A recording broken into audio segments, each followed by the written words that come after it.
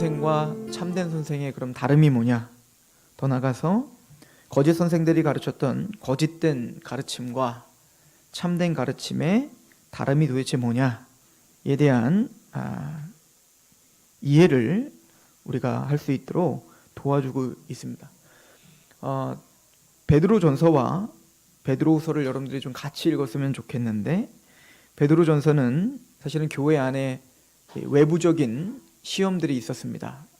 이제 핍박이죠. 네로 황제로 인해 이제 핍박이 대대적으로 오게 될 거예요. 그래서 AD 68년도에는 네로 황제가 엄청난 핍박을 가했거든요. 그래서 그것으로 인해서 아마 베드로도 그때 순교를 당했고, 그러니까 아마 베드로전서와 베드로후서가 한 AD 64년경에서 68년경 사이에 쓰여졌을 텐데, 그러니까 점점 기독교가 핍박을 당하는 시기였던 거죠. 교회가 외적인 어떤 공격으로 이제는 믿음을 저버리는 일들이 너무나 많아진 겁니다.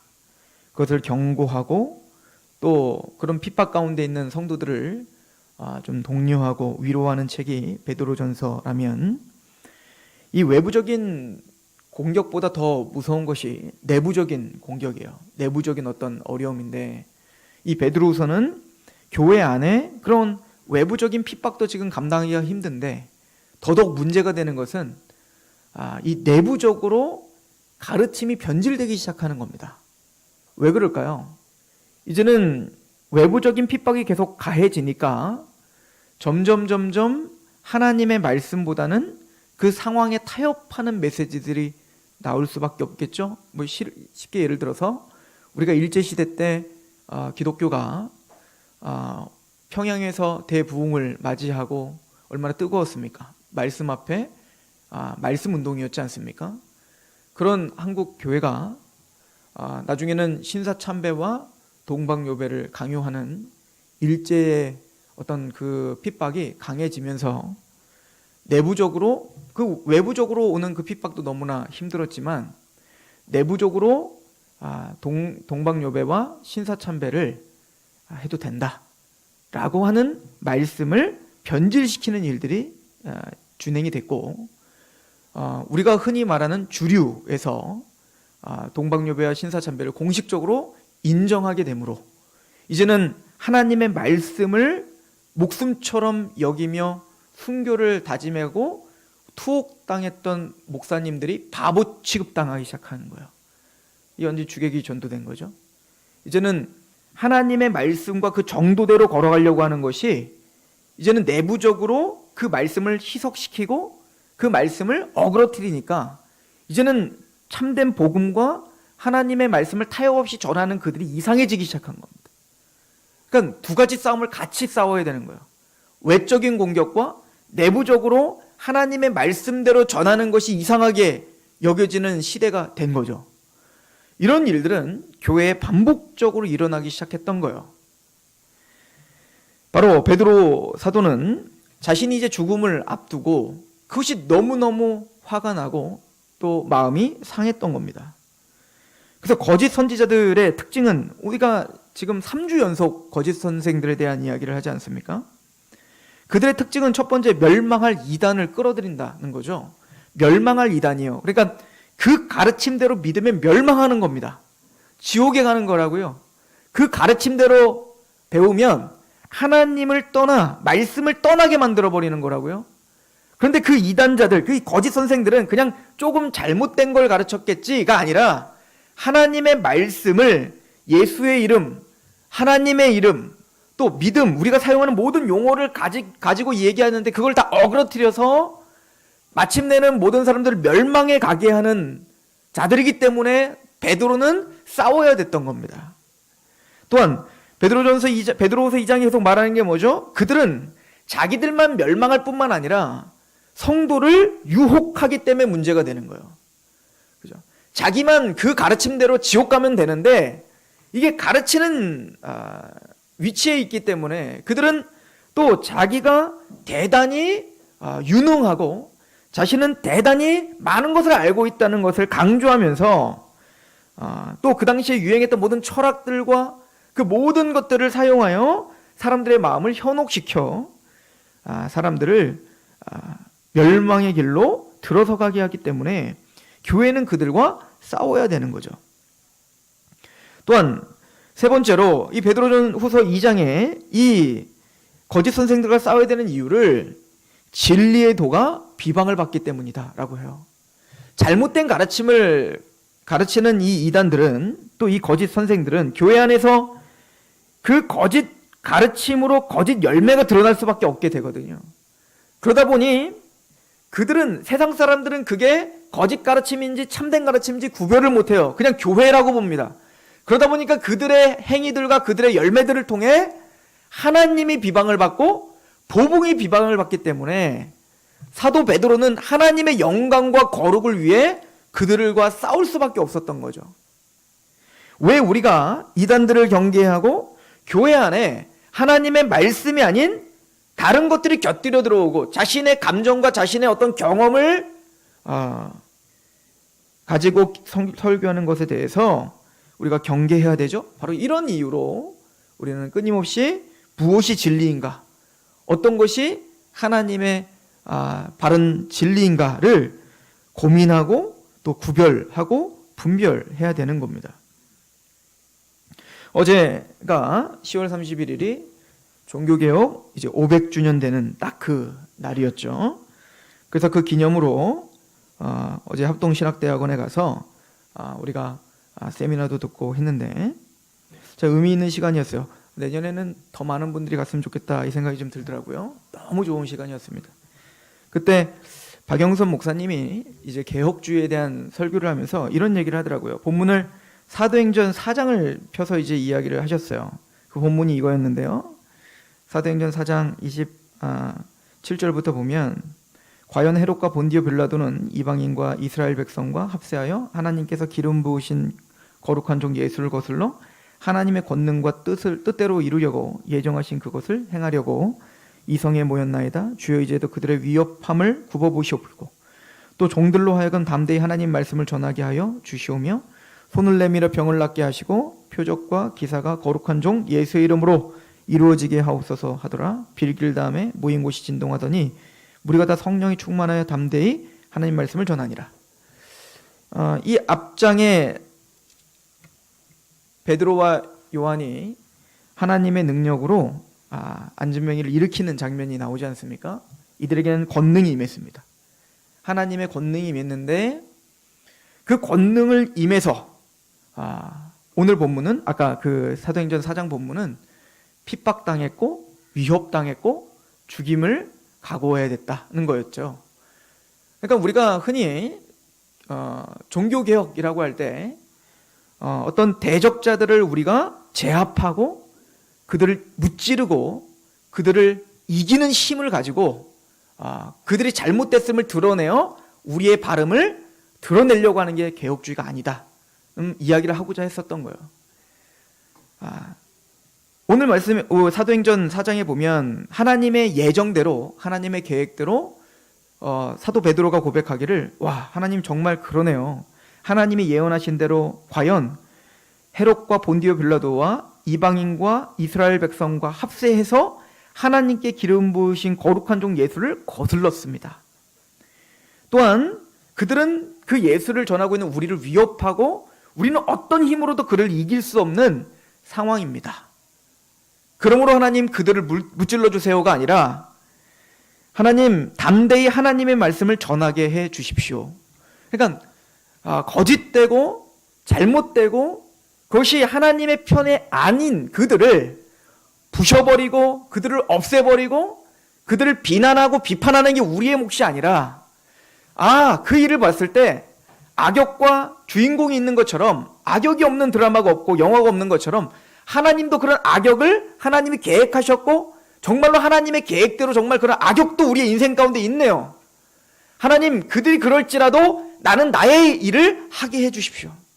나는 담대히 하나님의 말씀을 전하고 어떤 세상에 어떤 무엇이 와도 그가 어떤 위협을 해도 그냥 나는 하나님이 나에게 맡겨주신 그 본분과 그 맡겨진 일을 하게 하세요 라고 하는 게 개혁이다 라고 하는 이야기를 합니다. 맞는 이야기라고 생각해요. 그러기 위해선 과연 그러면 우리가 가야 될 길이 무엇이고 도대체 우리가 그 어떤 위협과 그 어떤 상황 속에서도 타협 없이 가야 되는 복음이라는 게 무엇인지를 바로 아는 게 너무너무 중요할 거겠죠? 저는 그런 의미에 오늘 베드로 후서에 베드로 사도는 우리에게 복음이 무엇인지를 설명해주고 있다고 믿어요. 즉 지금 이 장에 거짓 선생들이 복음이 아닌 것들이 무엇인지를 설명해주는 것으로 반면교사가 돼요. 그럼 반대로 진짜 복음이 뭔가, 우리가 목숨을 걸 만한 가치가 있고 영광스러운 복음이 뭔가를 우리에게 설명해주고 있다고요. 베드로서 1장 10절은 우리에게 이렇게 요구를 하죠. 사도 베드로가 그러므로 형제들아 더욱 힘써 너희의 부르심과 택하심을 굳게 하라 라고 해요. 우리의 부르심과 택하심을 굳게 하라는 거예요. 이 얘기는 뭐죠? 하나님이 우리를 부르신 목적지가 어디냐는 거죠. 우리가 이 땅을 살아가는데 하나님 우리를 부르셨어요. 맞아요. 복음으로 불렀죠. 예수 그리스도의 십자가와 그 부활에 감격하여 우리를 죄사함을 주시고 하나님 나라라 불러주시고 왕같은 제사장을 불러서 여러분들 오늘 예배드리러 온 거죠. 그런데 베드로 사도는 이렇게 얘기하는 겁니다. 그 부르심과 택하심을 굳게 하라. 우리의 부르심이 무엇인지 다시 생각해 보라는 거예요. 그럼 우리의 부르심이 어디에 있죠? 하나님이 우리를 어디로 부르신 겁니까? 우리가 이 땅에서 도대체 어떠한 사람으로 우리는 서 있어야 되냐는 거예요. 우리를 위협하는 사람이 있고 우리를 반대하는 사람이 있고 우리를 조롱하는 사람이 있고 우리를 이해하지 못하는 사람들이 있는 것은 하나님의 계획 속에 당연한 거예요. 그러면 그 수많은 것을 우리가 비판하고 비방하는 것을 떠나 또 그것에 나는 이런 상황이기 때문에 나는 못합니다. 나는 이것 때문에 나는 할 수 없습니다. 말하기 전에 하나님이 말하는 것은 그것과 상관없이 그것은 내가 지금 필요가 있어서 다 악역이든 뭐든 다 배치해 놨는데 과연 너는 누구냐? 베드로 사도는 그걸 굳게 하라는 거예요. 외부적인 핍박이 오고 내부적으로 거짓 선지자들이 있다 할지라도 그러기 위해서 그 외부적인 공격과 내부적인 어떤 그 갈등 속에서 내가 내 신앙을 지키고 하나님의 부르심과 택하심에 바로 서 있기 위해선 과연 하나님의 부르심과 택하심이 어느 길이고 어느 방향인지를 알아야 될 거 아니겠어요? 이건 이미 베드로전서의 사도 베드로가 우리의 부르심이 어디에 있는가를 설명해 놨어요. 베드로전서 3장을 잠깐 가보시겠습니까? 베드로전서 3장.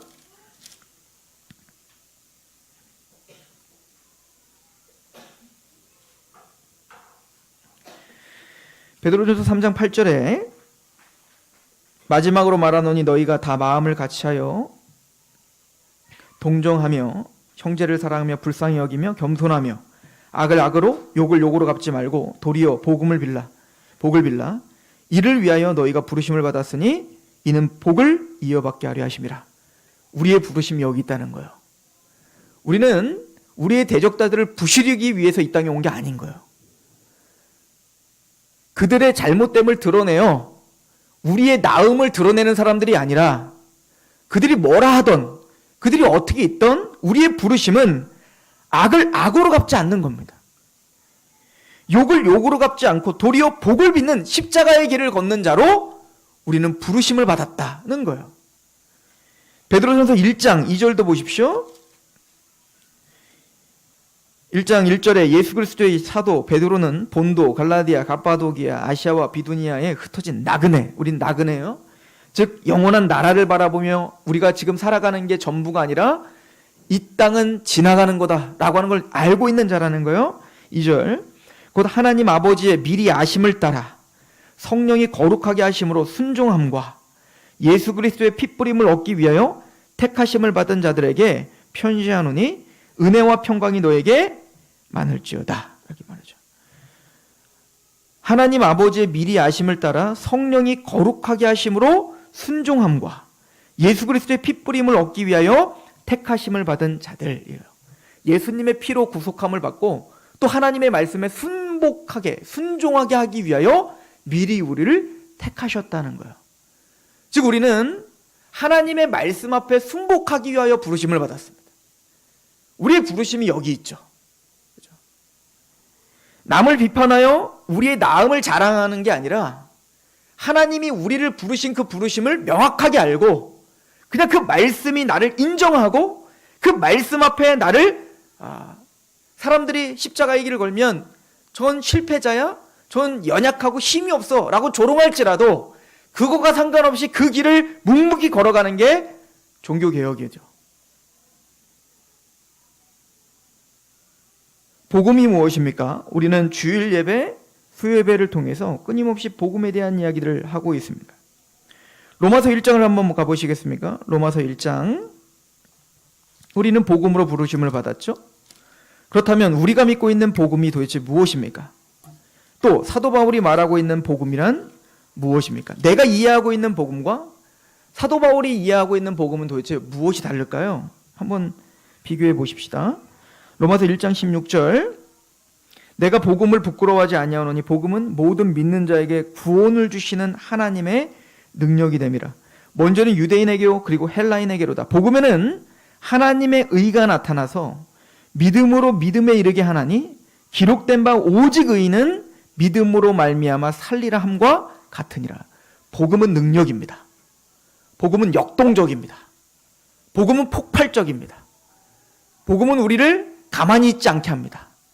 복음은 우리를 사망에서 생명으로, 지옥에서 하나님의 나라로, 우리를 하나님을 모르는 곳에서 하나님을 알게, 믿음에서 믿음에 이르게 하시는 능력인 거예요. 복음은 능력이라고 표현합니다. 그래서 오직 의인은 믿음으로 말미암아 살아요. 여기서 산다는 말은 우리가 예수 그리스도로 말미암아 생명을 얻었다는 것을 포함, 더 나아가 실제적인 삶을 살게 해요. 복음은 말장난이 아니라는 거예요. 복음은 그냥 허탄한 이야기가 아니에요. 복음은 힘이 있고 무게감이 있고 우리를 격동시켜요. 그래서 이 복음이 어떤 능력이 있는지, 어떻게 우리를 변화시키는지 로마서 5장은 이렇게 설명해요. 로마서 1장은 내가 복음을 부끄러워하지 않는다고 말했어요. 근데 이 복음은 어디로 인도하냐면 소망으로 인도해요. 소망. 참된 소망. 가볼까요? 로마서 5장. 그래서 로마서 5장은 내가 소망을 부끄러워하지 않는다는 거예요. 두 가지를 부끄러워하지 않죠. 내가 복음을 부끄러워하지 않고 그 복음이 만들어내는 소망을 부끄러워하지 않는 거예요. 이게 로마서가 하는 얘기인 거예요. 로마서 5장 1절을 보십시오. 그러므로 우리가 믿음으로 의롭다 하심을 받았다는 거예요. 복음은 우리를 의롭게 합니다. 우리는 이걸 통해서 우리는 수도 없이 이걸 배웠어요. 예수 그리스도의 십자가에서 죽기까지 복종하심으로 하나님의 율법을 완성하셨고, 그래서 하나님의 의가 나타났습니다. 그리고 예수님의 십자가를 우리가 믿을 때 그는 우리의 화목제물이 되시사 우리의 죄를 가져가시고, 예수님은 십자가에서 이루시고 확정하시고 완성하신 하나님의 의를 나의 것으로 주셨어요. 이걸 루터는 위대한 교환이라고 말했죠. 고린도후서 5장 21절에 죄를 알지 못하시는 이가 우리를 대신하여 죄로 삼으신 것은 우리로 하여금 하나님의 의가 되게 하려 하심이라. 이게 위대한 교환이에요. 우리가 믿는 건 복음이란 죄인된 내 죄가 예수님에게로 전가되고 예수님이 완성하신 하나님의 의가 내 것이 되어 이것을 믿을 때 나는 의인이 된 거예요. 이게 복음이죠. 죄인에서 나를 의인된 신분으로 변화시켜주는 능력입니다. 그런데 이걸로 끝나지 않아요. 그 의롭다함을 받았다는 그 능력은 우리 주 예수 그리스도로 말미암아 하나님과 화평을 누립니다. 실제적인 평강을 준다고요. 하나님을 생각할 때, 또 마지막 날을 생각할 때 기쁨과 평강과 안식을 우리에게 제공합니다. 복음이란 심판을 두려워하지 않게 합니다. 실제적으로 하나님을 생각할 때 아빠 아버지라 부르짖게 하죠. 그리고 세 번째 2절에 또한 그로 말미암아 우리가 믿음으로 서 있는 이 은혜에 들어감을 얻었으며 하나님의 영광을 바라고 즐거워합니다. 실제적인 기쁨이 있다는 거예요. 세상이 줄 수 없는 기쁨이 있다는 거예요. 내 마음대로 어떤 환경이 변화되지 않아도, 또 무엇인가 내 뜻대로 이루어지지 않아도, 또 외부적인 핍박이 오건 내부적인 갈등이 오건 그 어떤 것도 내 기쁨을 빼앗아갈 수가 없는 거, 이렇게 만들어주는 게 복음인 거예요. 그래서 복음이 우리 안에 임해서 내가 의인입니다. 하나님을 생각할 때 내가 참된 안식이 있습니다. 내가 세상이 줄 수 없는 진짜 기쁨이 나에게 있습니다 라고 고백하는 사람이 이미 하나님의 나라가 임한 거예요. 이걸 로마서 14장 17절에 뭐라고 말하죠? 하나님의 나라는 먹는 것과 마시는 것에 있는 것이 아니라 의와 평강과 실학이라. 이게 하나님 나라인 거예요. 하나님 나라는 우리가 이 땅을 살면서부터 이미 복음이 우리 안에 이루어지게 하는 겁니다.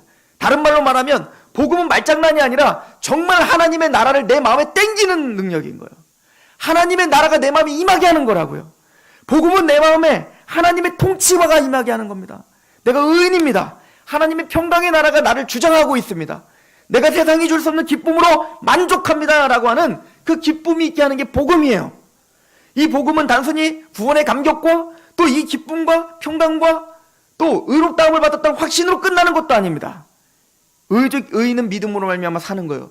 우리에게 이 복음이 믿음을 주시면 그 믿음은 반드시 우리의 삶을 주장합니다. 우리의 삶을 인도합니다. 우리의 생각을 주장한단 말이에요. 보십시오. 5장 3절 보세요. 복음은 여기서 끝나지 않아요. 다만 이뿐 아니라 우리가 환난 중에도 즐거워하나니 이는 환난은 인내는 연단을 소망을 이루는 줄 알미라. 여기서 말하는 소망이 뭐죠? 하나님이 우리를 부르신 목적지가 어디냐고요. 아까 베드로전서 1장 2절에 성령을 통하여 거룩하게 하심, 우리를 거룩하게 하시기를 원했어요. 에베소서 1장에 보면 1장 3절에 보면 하나님이 우리를 예정하셨대요. 뭘? 점도 없고 흠도 없는 자로 만드시기 위하여. 이게 우리가 바라는 소망이에요. 다른 말로 말하면 베드로 후서의 이야기를 통해서 이야기해 보면 우리는 하나님의 그 약속을 받은, 확실한 약속을 받은 자로 신의 성품에 참여한 자가 됐다는 거예요. 하나님을 닮아가는 겁니다. 흠도 없고 점도 없는, 내가 거룩하니 너희도 거룩하라 하신 것처럼 정말로 티 없이 점도 없고 흠도 없는 그 거룩한 하나님의 형상대로 우리를 다시 회복시키는 게 우리의 소망이라고요. 그래서 로마서 8장에 뭐라고 말하죠? 미리 아신 자를 미리 정하시고 미리 정하신 자를 부르시고 부르신 자를 의롭다 하시고 의롭다 하신 자를 영원롭게 하셨느니라. 그리고 뭐라고 하죠? 미리 아신 자를 그의 아들의 형상을 본받게 하기 위하여 정하셨다. 여러분들이 왜 예정됐습니까? 우리를 왜 부르셨죠? 우리 부르심과 택하심을 굳게 하라. 우리의 부르심은 여기에 있습니다. 이 소망을 바라보게 하는 거예요. 이 세상에 썩어질 것을 바라는 게 아니라 하나님, 내가 정말 그리스도를 닮게 하세요. 하나님, 내가 하나님의 성품대로 나를 변화시켜 주십시오. 이게 소망이라고요. 세상은 이 소망을 우습게 여기죠. 나는 가진 게 없어도 내가 그리스도를 닮은 거, 내가 지금 겸손해지는 거, 내 재산이 풍지박살나고 내가 어떤 병이 들고 내가 힘든데 그걸 통해서 나를 겸손케 하셨습니다. 그걸 통해서 그리스도의 그 성품을 닮아가게 하셨습니다. 우리는 이렇게 고백을 합니다. 그럼 세상 사람들은 뭐라고 하죠? 그래, 그렇게라도 위안을 삼아. 가진 것 없고 또 별 볼 일 없으니까 그렇게라도 너는 스스로 위안을 삼아야겠지. 우리는 때로는 그런 사람들, 세상 앞에 우리가 갖고 있는 이 소망이 부끄러울 때가 많은 거예요. 예수님을 믿으면 저들보다 더 화려했으면 좋겠는데 그게 나를 좀 으쓱하게 할 텐데 나는 그들에게 가지고 나가 그들의 어떤 생각과 마음을 부셔버릴 만한 그 어떤 것이 나에게 주어지지 않는 것 때문에 항상 부끄러운 거예요. 그래서 우리가 찾는 건 맨날 뭐죠? 예수님, 저들 앞에서 설 수 있는 뭔가 좀 나에게 주세요예요.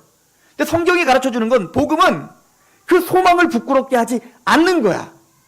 그리고 말합니다. 그 복음은 다만 이뿐 아니라 우리가 환난 중에도 즐거워하게 한다는 거야.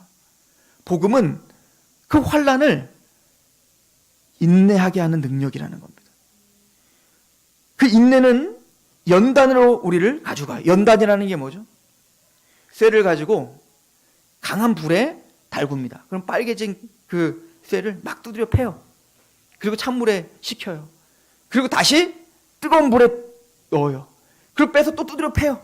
그리고 찬물에 또 식혀요. 이게 반복될 때 그 쇠는 단단해지고 또 그 대장장이가 만들고자 하는 그 모양대로 만들어가는 거예요. 그런 것처럼 복음은 우리를 환난에서 즐거움을 주는데, 왜 즐거움을 주냐면 우리에게 소망이 있음을 알기 때문에 그렇습니다.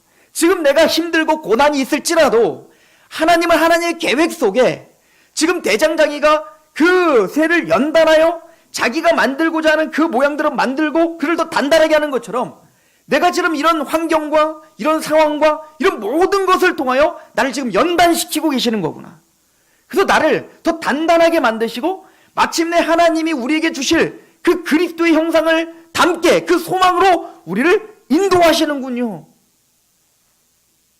근데 세상 앞에 이게 부끄럽다고요. 세상 앞에 이게 내세우기가 참 그렇다는 거예요. 그런데 진짜 복음은 그 소망을 부끄럽게 하지 않는다는 거예요. 왜죠? 5장 4절을 보세요. 인내는 연단은 소망을 이루어요. 즉 그리스도를 닮게 한다고요. 원래 우리를 하나님이 계획하신 그 목적지로 우리를 더 겸손하게 하실 겁니다. 신의 성품에 참여하게 하실 겁니다. 실제적인 삶과 우리 생각이 내 욕심과 내 욕정대로 살았던 내 마음이 갈라디아서에 말했던 성령의 9가지 열매가 우리 안에 맺을 수 있도록 우리를 변화시켜 주실 겁니다. 5절, 소망이 우리를 부끄럽게 하지 아니함은, 왜 우리는 이 소망이 부끄럽지 않죠? 왜 세상은 그걸 보면서 비아냥거리는데 그럼에도 불구하고 나는 이 소망 가운데 부끄럽지 않죠? 우리에게 주신 성령으로 말미암아 하나님의 사랑이 우리 마음에 부음받음이기 때문이다. 어떤 사랑이요? 우리가 아직 연약할 때의 기약대로 그리스도께서 경건하지 아니하는 자를 위하여 죽으셨도다. 의인을 위하여 죽는 자가 쉽지 않고 선인을 위하여 용감히 죽는 자가 혹 있거니와, 우리가 아직 죄인 되었을 때에 그리스도께서 우리를 위하여 죽으심으로 하나님께서 우리에 대한 자기의 사랑을 확정하셨다.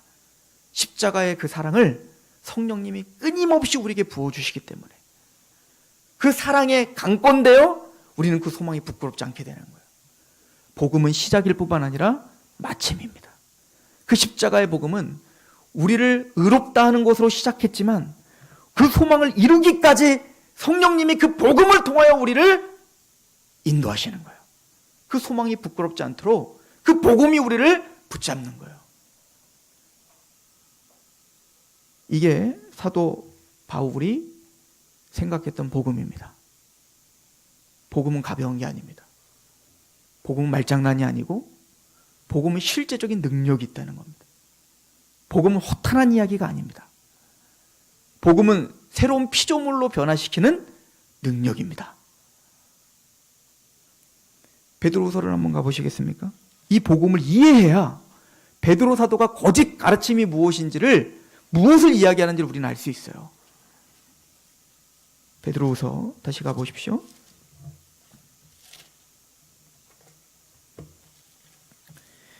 지금 이게 바울만 이렇게 얘기하는 게 아니죠. 베드로후서 1장을 한번 보십시오.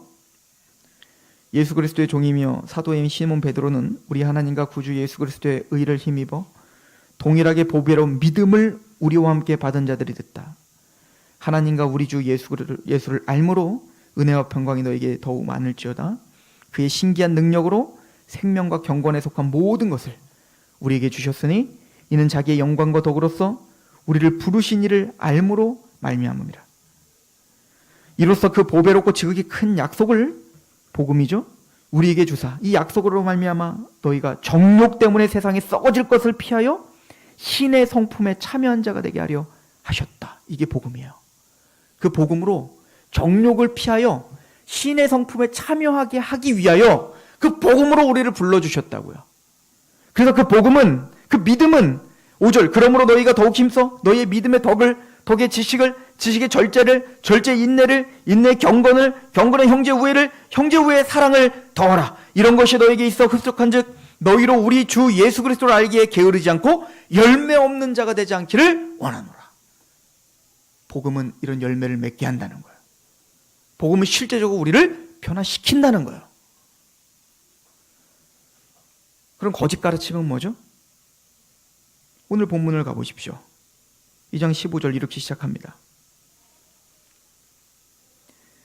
그들이 바른 길을 떠나 미혹되어 보올의 아들 발람의 길을 따르는도다. 그의 불의한 삭슬을 사랑하다가 자기의 불법으로 말미암아 책망을 받되 말하지 못하는 나귀가 사람의 소리로 말하여 이 선지자 미친 행동을 저지했다.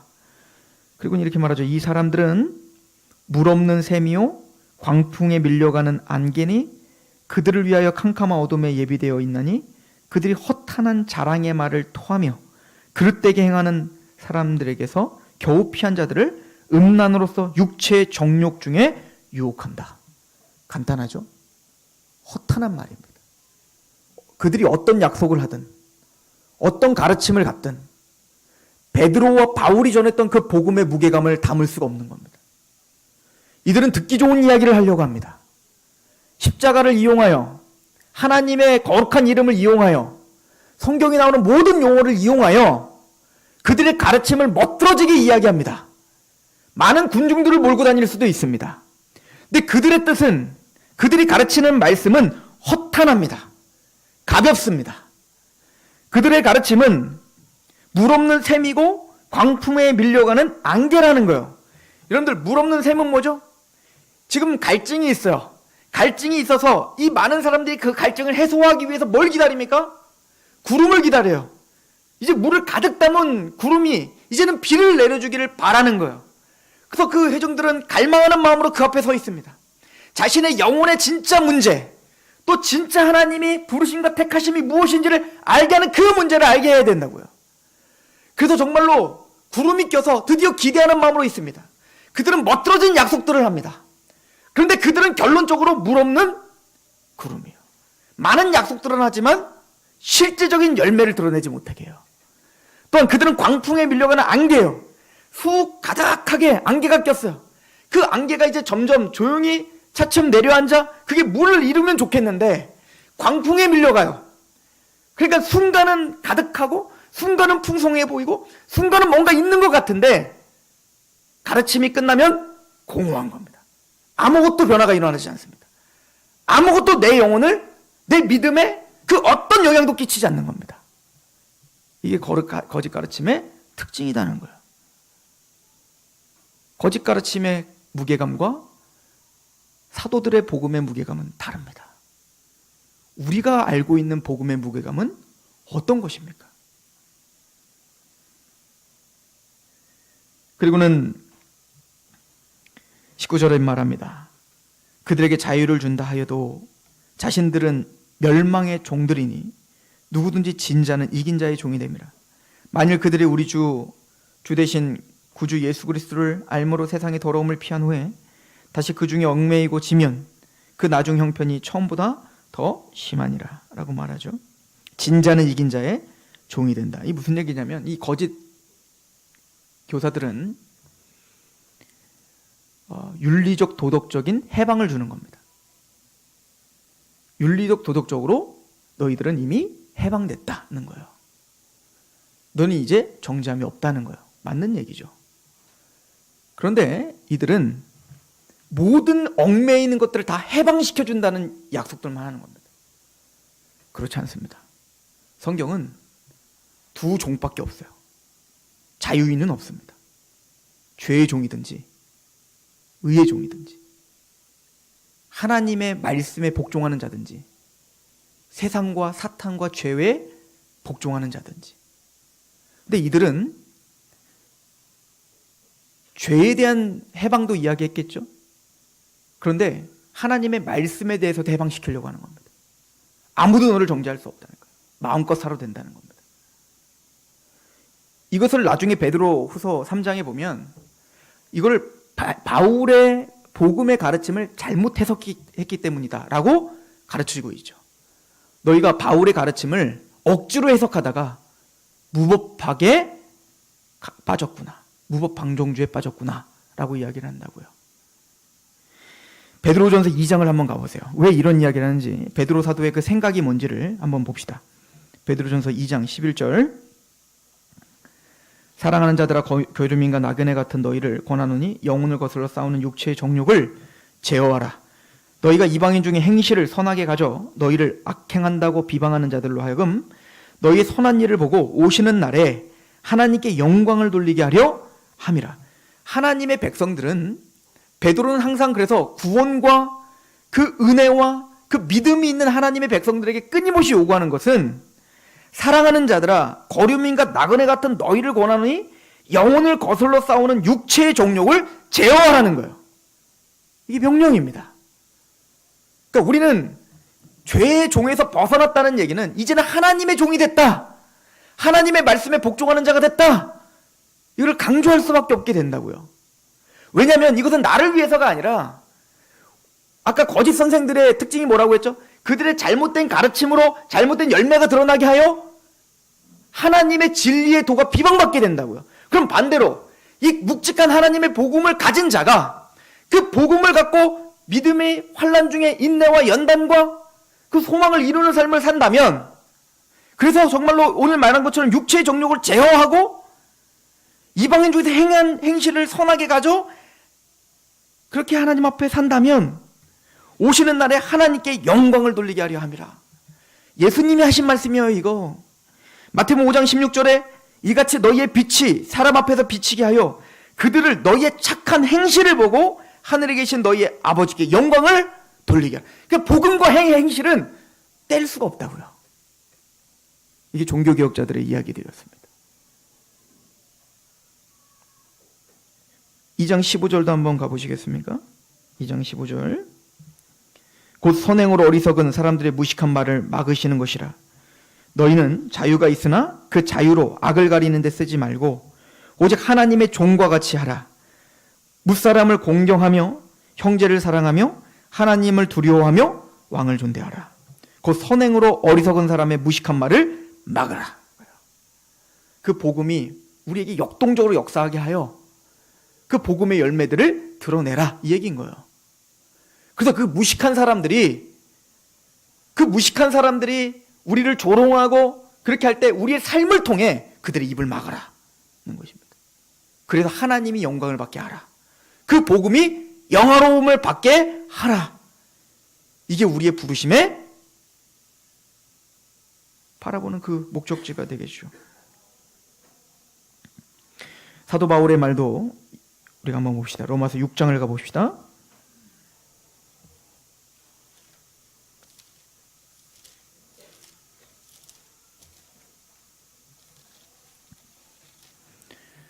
로마서 6장 1절. 그런즉 우리가 무슨 말을 하리요? 은혜를 더하게 하려고 죄에 거하겠느냐?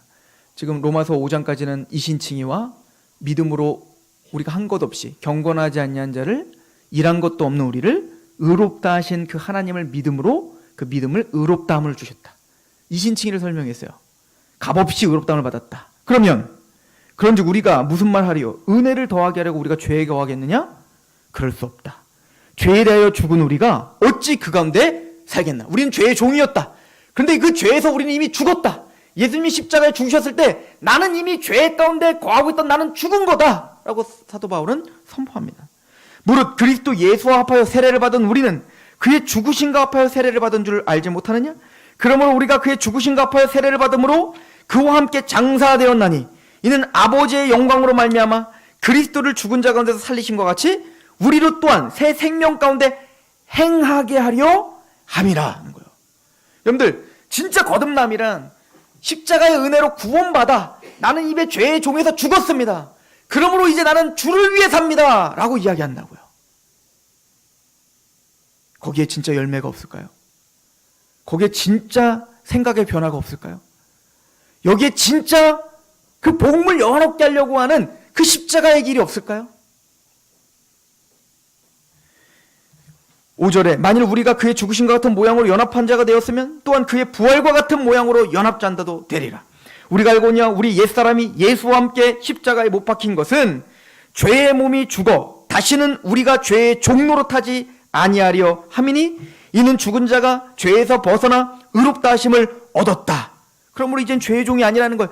죄의 어떤 그 이끌림에 사는 사람이 아니라는 거예요. 12절 보십시오. 그러므로 너희는 죄가 너희 죽을 몸을 지배하지 못하게 하여 몸의 사욕을 순종하지 말고 우리의 욕심대로 내 맘대로 내 생각대로 내 감정대로 살지 말고 또한 너희의 지체를 불의의 무기로 죄에 대하여 내주지 말고 오직 너희 자신을 죽은 자 가운데서 다시 살아난 자같이 하나님께 드리며 너희의 지체를 의의 무기로 하나님께 드리라. 그리고 15절부터 23절 너희는 죄의 종이 아니라 의의 종이다 는 것입니다. 우린 자유합니다. 죄에서 우리는 건져졌습니다.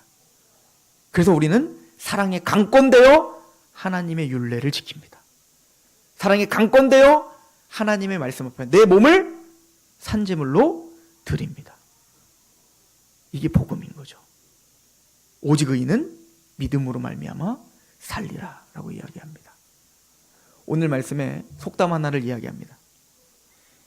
개가 토한 것으로 돌아갔고 돼지가 즉 개와 돼지에 대한 이야기를 하고 있죠.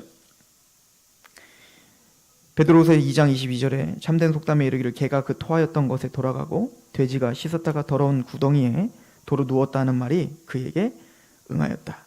다음 주에는 이 구절이 구원에서 떨어질 수 있다는 얘기인가? 그럴 수 없다. 이거를 다음 주에 설명할 겁니다. 근데 오늘 이 속담만 제가 설명하고 마칠 건데요. 이 얘기는 한마디로 말해서 짐승이 그 본성을 거스를 수 없다. 짐승은 짐승의 그 본성을 변화시킬 수 없다. 이 얘기인 거예요. 개가 조금은 거룩하게 조금 행세를 할 수 있지만, 돼지가 조금은 변화되는 듯해 보일 수 있지만 내비두면 결론적으로 다시 어떻게 한다는 거예요? 개의 모습으로, 원래 돼지의 모습으로 간다. 그래서 이것을 베드로 후서에 사도 베드로가 거짓 선생들에 대한 비판을 하면서 그들은 이성 없는 짐승과 같이 본성대로 행한다, 이렇게 표현하죠. 지금 이것을 거짓 선생들에 대한 경고로 주는 겁니다. 거짓 선생들은 겉으로 조금 우리처럼 거룩한 척, 하나님을 믿는 척, 믿음이 있는 척 할 수는 있지만 그의 본성을 거스를 수는 없다. 거듭나지 않은 그 죄의 본성을 그들은 그들의 열매를 통해 드러낼 수밖에 없다. 이 얘기인 거예요. 그럼 반대로 하나님의 신의 성품에 참여하고 복음으로 정말 기경된 하나님의 백성들은 그 열매를 통해 하나님께 영광을 돌릴 수밖에 없지 않겠는가 라는 결론이 내려지겠죠. 하나님은 우리에게 묵직한 복음을 주셨습니다. 사도 바울은 이 복음 때문에 자신의 목숨을 내어 던졌죠. 베드로 또한 이 복음을 전하기 위해 이제 이 글을 쓰고 바로 네로에게 잡혀 순교당하게 될 것입니다. 세상이 어떻든 우리에게 어떤 조롱을 하든 그들을 무찌르고 그들을 파괴하는 게 우리의 목적이 아니라 하나님이 우리의 부르심과 우리를 택하신 그 목적대로 우리는 그냥 이 말씀을 묵묵히 믿고 그 복음이 행하시는 일들을 바라보면서 그 소망이 부끄럽지 않습니다. 나는 이 복음이 부끄럽지 않습니다 라고 서 있는 저런 되기를 축원합니다. 기도하겠습니다. 하나님 아버지, 너무나 감사합니다. 복음을 묵상합니다. 복음을 주신 하나님을 찬양합니다. 십자가의 피로 완성하신 그 복음이 얼마나 영광스러운지를 다시 한번 바라봅니다. 예, 우리는 복음을 믿습니다. 그 하나님의 확실하신 약속을 믿습니다. 그 복음이 우리를 그 사랑에 강권하게 하시고, 그래서 예배하게 하고, 그래서 오늘도 하나님의 말씀, 주께서 기뻐하실 것이 무엇인가 시험하는 자들입니다. 그 복음 때문에 우리가 또 연약하여 넘어지고 세상에 타협하는 연약함이 있을지라도 담대히 주님 앞에 오지만, 주님 앞에 그래서 죄송스럽고, 그래서 우리가 하나님 앞에 한없이 작은 자임을 알 수밖에 없어 날이 갈수록 더 겸손해질 수밖에 없는 우리를 봅니다. 그래서 하나님 앞에 더 기도해야 되며, 그래서 하나님께 더 의지할 수밖에 없는 우리임을 알고 그렇게 더 겸손하게 예배하는 자가 되고 있습니다. 아버지, 우리를 긍휼히 여겨주시고 주께서 허락하신 그 복음으로 우리를 성장시켜 주옵소서. 예수 그리스도의 이름으로 감사하며 기도합니다.